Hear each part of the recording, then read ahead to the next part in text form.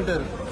అట్లాంటిది కొమరవెల్లి మల్లన్న ఆశీస్సుల కోసం భాగ్యనగరం నుంచి తరలివచ్చే భక్తుల సౌకర్యం కోసం భారత ప్రధాని నరేంద్ర మోడీ గారి ఆశీస్సులతో ఈ రోజు గౌరవ మంత్రివర్యులు గంగాపురం కిషన్ రెడ్డి గారి చేతుల మీదుగా కొమరవెల్లి రైల్వే స్టేషన్ ప్రారంభోత్సవం చేసుకోవడం అనేది శుభసూచకంగా భావిస్తా ఉన్నాం.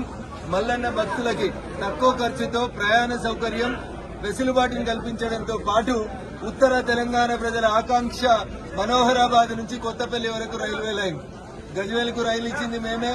2004లో లాలూ ప్రసాద్ యాదవ్ రైల్వే బడ్జెట్ లో చెప్పి మరిచిపోతే 2016లో నరేంద్ర మోడీ గారు ప్రధానమంత్రిగా మొట్టమొదటిసారి గజ్వేల్కి వచ్చినప్పుడు శంకుస్థాపన చేస్తే గజ్వేల్, కొమరవెల్లి, సిద్దిపేట రైల్వే స్టేషన్లను ఈపాటికే పూర్తి చేయడం జరిగింది. ఇదే సంవత్సరంలో చిన్నకోడూరు, సిరిసిల్ల రైల్వే స్టేషన్లను కూడా ఈ రైల్వే లైన్ ఎక్స్టెన్షన్ లో భాగంగా పూర్తి చేయబోతా ఉన్నాం.